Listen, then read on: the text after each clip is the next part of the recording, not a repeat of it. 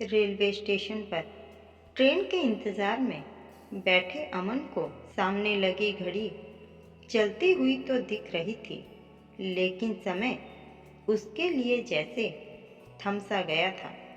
बार बार mobile screen और चारों ओर घूमती हुई उसकी आंखें बता रही थी कि उसके मन में एक अजीब सी हलचल मची हुई है। वो हलचल थी उस शहर को जल्द से जल्द छोड़ने की, उस जगह से बहुत दूर चले जाने की। ट्रेन का इंतज़ार करते करते अमन की बौखलाहट कभी उसके मोबाइल पर तो कभी हिलते हुए उसके दोनों पैरों पर साफ नजर आ रही थी। बहुत सारा सामान होने के कारण वे स्टेशन पर इधर उधर जा भी नहीं सकता था और एक जगह बैठकर ही उसे ट्रेन का इंतज़ार करना था। आज शायद ज़िंदगी का सबसे मुश्किल वक्त लग रहा था अमन को। तभी अनाउंसमेंट होती है कि उसकी ट्रेन 1.5 घंटे लेट चल रही है। इस अनाउंसमेंट ने जैसे अमन की सांसें ही रोक दी थी, लेकिन सिवाय इंतज़ार के उसके पास कोई और चारा भी नहीं था।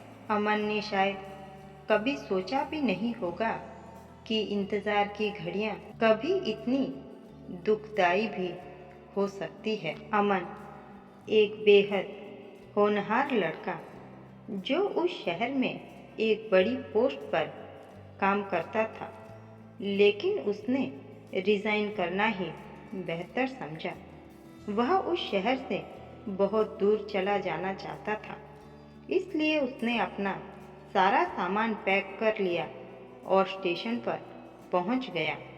हालांकि उसके ऑफिस वाले उसे जाने नहीं देने वाले थे, लेकिन अमन ने कुछ दिन का मेडिकल देकर वहां से किसी भी तरह निकलने का फैसला किया।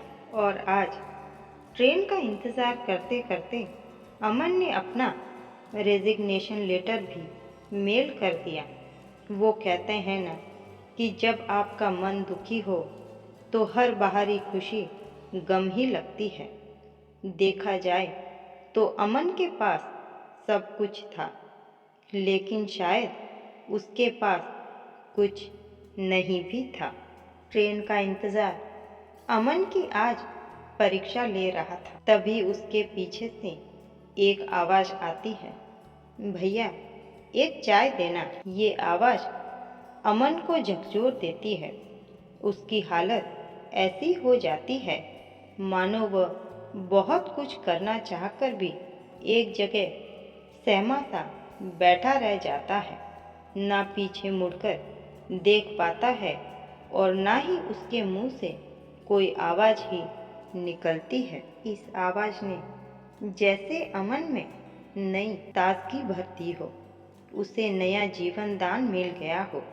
सहमे हुए अमन को ऐसा महसूस होता है कि उसके पीछे सटी हुई सीट पर कोई आकर अचानक बैठ जाता है। चाय को जल्दी जल्दी फूंक मारकर हड़बड़ाहट में पीता हुआ अमन उसे महसूस कर पा रहा था। अब शायद कोई वजह नहीं थी कि अमन अपने आप को उस इंसान को देखने से रोक पाता।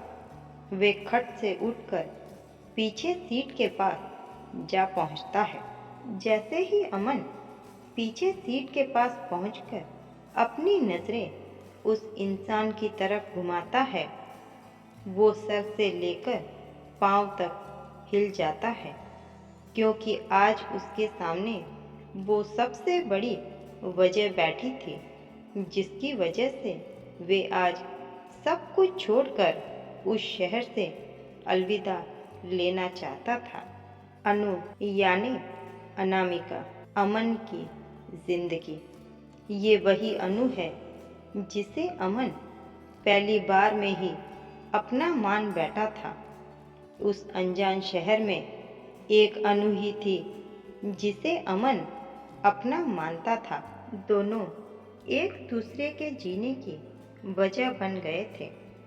दोनों एक दूसरे से शादी करने के लिए भी तैयार हो गए थे, लेकिन एक दिन अचानक अनामिका कहीं गायब हो जाती है।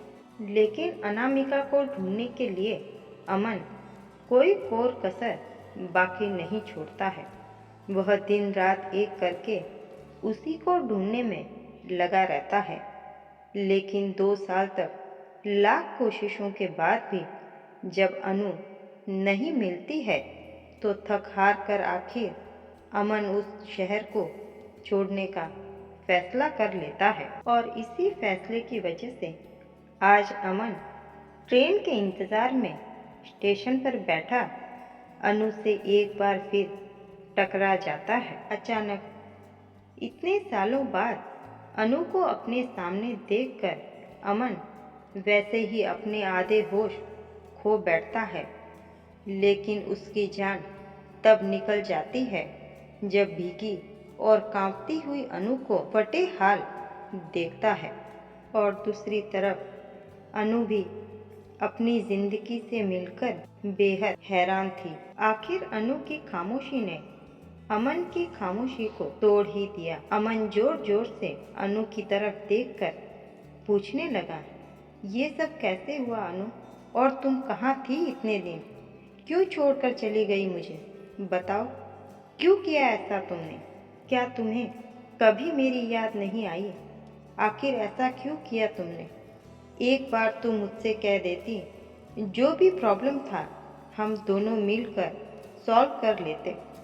लेकिन तुम अचानक ऐसे मेरी जिंदगी से कैसे जा सकती हो? अमन के इन हजारों सवालों ने आज रेलवे स्टेशन के शोर को मौन कर दिया था। तभी अचानक अनु अमन से मुंह मोड़कर जाने लगती है। अमन तुरंत उसके आगे आकर खड़ा हो जाता है और उसे कहता है, क्या हुआ अनु? तुम मुझसे मुंह मोड़ रही हो? बिना कुछ कहे सुने फिर कहीं जा रही हो? अनु शर्मिंदगी के मारे लड़खड़ाती हुई जबान से बोलती है, जाने दो मुझे अमन, मत रोको, मैं तुम्हारे आगे हाथ जोड़ती हूँ। अमन की बौखलाहट और बढ़ जाती है और वह फिर से एक बार चीख पड़ता है, जाने दूँ? ऐसे कैसे जाने दूँ तुम्हें अनु? और तुम्हारी ये हालत कैसे हुई? तुम्हारी मांग में सिंदूर और गले में मंगलसूत्र, भले ही मुझे तुम पर कोई हक नहीं देता है, लेकिन अच्छा दोस्त और इंसानियत के नाते मैं ये पूछ ही सकता हूँ, कहो क्या है सच्चाई? घबराई हुई अनु बिना कुछ बोले ही चारों ओर नजरें घुमाने लगती है। अमन समझ जाता है कि शायद अनु उस जगह पर कंफर्टेबल नहीं है, इसलिए वे उसे स्टेशन के बाहर जाने के लिए कहता है। अनु चुपचाप स्टेशन से थोड़ा दूर आकर एक बेंच पे सहम कर बैठ जाती है। पीछे अमन भी आकर फिर से वही सवाल उसके सामने खड़े कर देता है। तभी अनु उसे चुप कराते हुए कहती है, मुझे माफ़ कर दो अमन, लेकिन पहले पूरी मेरी बात सुनो।